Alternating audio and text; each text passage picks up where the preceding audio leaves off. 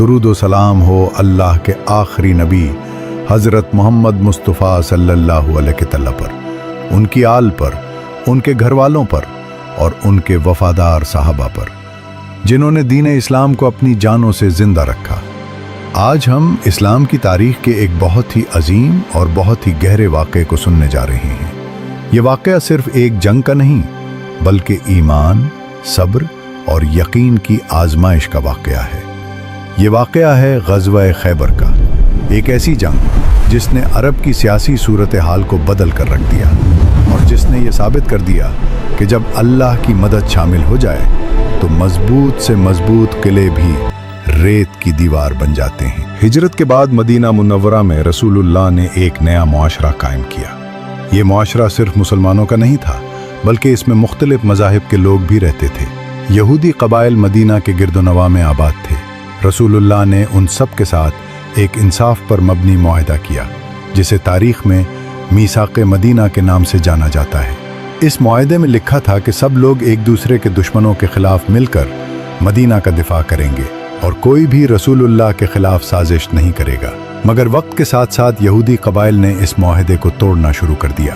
پہلے بنو قینقاع نے بغاوت کی، پھر بنو نذیر نے رسول اللہ کے قتل کی سازش کی۔ جب اللہ تعالیٰ نے اپنے نبی کو اس سازش سے محفوظ رکھا تو رسول اللہ نے بنو نذیر کو مدینہ چھوڑنے کا حکم دیا۔ یہ لوگ اپنا سامان، اپنی دولت اور اپنی نفرت لے کر خیبر جا بسے۔ خیبر مدینہ سے شمال کی جانب ایک بہت ہی مضبوط علاقہ تھا۔ یہ پہاڑوں کے درمیان واقع تھا، ہر طرف سے قلعے، ان قلعوں کے گرد کھجوروں کے باغات، پانی کے چشمے اور گہری خائیاں۔ یہ علاقہ اپنے وقت کا ایک فوجی قلعہ سمجھا جاتا تھا۔ یہودی یہ سمجھتے تھے کہ خیبر انہیں ہمیشہ کے لیے محفوظ رکھ سکتا ہے۔ بنو نذیر کے سرداروں نے خیبر کو اسلام کے خلاف سازشوں کا مرکز بنا لیا۔ یہیں سے قریش کو پیسہ دیا جاتا تھا، یہیں سے عرب کے جنگجو قبائل کو مسلمانوں کے خلاف اکسایا جاتا تھا۔ غزوہ احزاب، جس کا مقصد مدینہ کو مٹا دینا تھا، اس کے پیچھے بھی خیبر کے یہودیوں کا بڑا ہاتھ تھا۔ اس لیے خیبر صرف ایک شہر نہیں رہا تھا، بلکہ اسلامی ریاست کے لیے ایک کھلا خطرہ بن چکا تھا۔ صلح حدیبیہ کے بعد جب قریش کے ساتھ جنگ بند ہوئی تو رسول اللہ صلی اللہ علیہ وسلم نے اللہ کے حکم سے فیصلہ فرمایا کہ اب اس فتنے کا ہمیشہ کے لیے خاتمہ ضروری ہے۔ یہ فیصلہ کسی ظلم یا بدلے پر مبنی نہیں تھا، بلکہ مدینہ کے امن اور اسلام کے مستقبل کے لیے تھا۔ یوں 7 ہجری کے آغاز میں رسول اللہ صلی اللہ علیہ وسلم نے خیبر کی طرف روانگی کا اعلان فرمایا۔ اس سفر میں تقریباً 100 سے زیادہ صحابہ رسول اللہ صلی اللہ علیہ وسلم کے ساتھ تھے۔ یہ وہ لوگ تھے جو پہلے بھی اللہ کے لیے اپنے گھر، اپنا مال اور اپنی جان قربان کر چکے تھے۔ لشکر کو ایسے راستے سے لے جایا گیا کہ غطفان جیسے قبائل خیبر کی مدد نہ کر سکیں۔ یہ رسول اللہ صلی اللہ علیہ وسلم کی فوجی حکمت اور دور اندیشی کا زندہ ثبوت تھا۔ جب مسلمان رات کے وقت خیبر کے قریب پہنچے تو صبح کا منظر بہت ہی حیران کن تھا۔ یہودی اپنے ہتھیاروں اور ٹوکریوں کے ساتھ کھیتوں کی طرف جا رہے تھے۔ جیسے ہی ان کی نظر مسلمان لشکر پر پڑی، ان کی چیخیں نکل گئیں۔ وہ بھاگتے ہوئے اپنے قلعوں کی طرف پلٹے اور دروازے بند کر لیے۔ اب خیبر کے اندر خوف اور باہر ایمان کھڑا تھا۔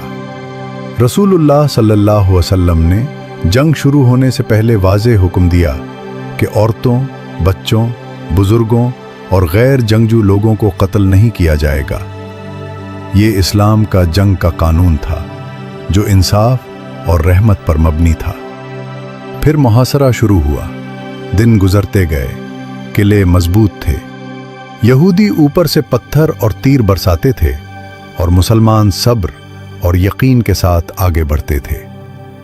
یہیں سے غزوہ خیبر کا اصل امتحان شروع ہوتا ہے، اور یہیں پر اللہ تعالیٰ اپنی مدد کا وہ دروازہ کھولتا ہے جہاں سے تاریخ کا رخ بدل جاتا ہے۔ جب مسلمان خیبر کے قریب اپنا لشکر جمع کر چکے تو دوسری طرف قلعوں کے اندر ایک عجیب سی بے چینی پیدا ہو چکی تھی۔ یہودی سرداروں کو یقین تھا کہ ان کے مضبوط قلعے، ان کی تلواریں، ان کے تیر اور ان کا تجربہ مسلمانوں کو کبھی کامیاب نہیں ہونے دے گا۔ ان کا غرور انہیں یہ یقین دلا رہا تھا कि खैबर कभी फतह नहीं हो सकता। खैबर एक किला नहीं था, बल्कि किलों का एक सिलसिला था। हर किला अपनी जगह एक मुस्तहकम दीवार की तरह खड़ा था। उन किलों के नाम थे नईम, नतात, सौब बिन मुआज, जुबैर, कमूस, वतीह और सुलालिम।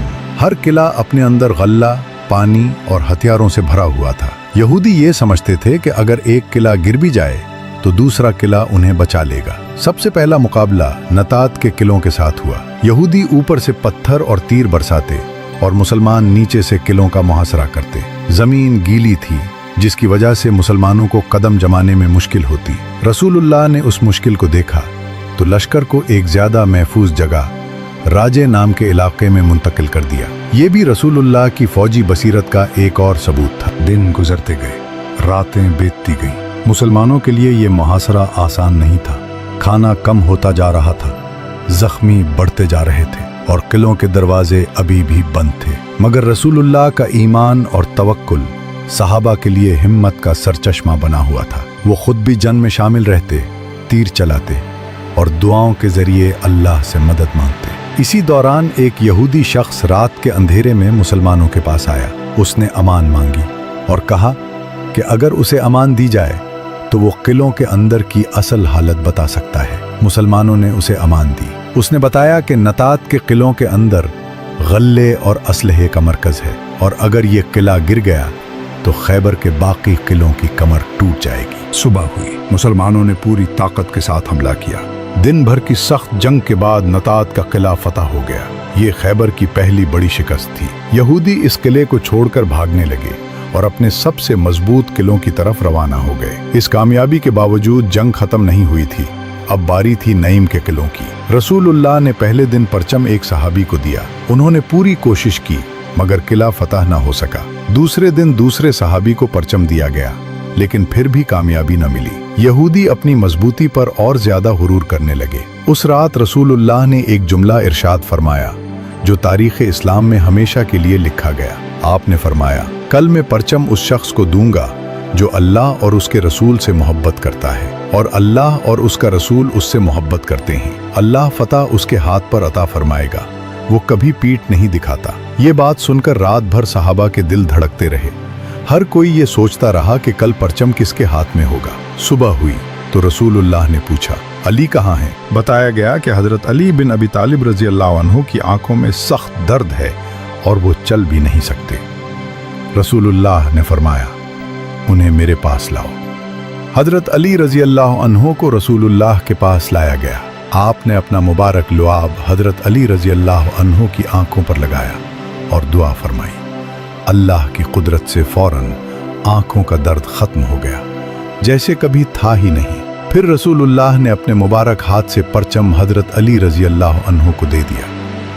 हजरत अली रजी अल्लाह अन्हु ने परचम पकड़ा, अल्लाह का नाम लिया और किलों की तरफ बढ़े। उनका चेहरा यकीन से चमक रहा था। यहूदी किलों के दरवाजों पर खड़े होकर उन्हें देख रहे थे। उन्हें अभी अंदाजा नहीं था कि अल्लाह ने किसको उनके मुकाबले के लिए भेजा है और यहीं से खैबर की जंग एक नए मोड़ पर पहुंचने वाली थी। यहीं से वो वाकया शुरू होता है जो क़यामत तक बहादुरी की मिसाल बन गया। जब रसूलुल्लाह सल्लल्लाहु अलैहि वसल्लम ने परचम हजरत अली बिन अबी तालिब रजी अल्लाह अन्हु के हाथ में दिया तो पूरे लश्कर में एक अजीब सी कैफियत पैदा हो गई। सहाबा के दिलों में यकीन था कि आज अल्लाह की मदद नजर आने वाली है।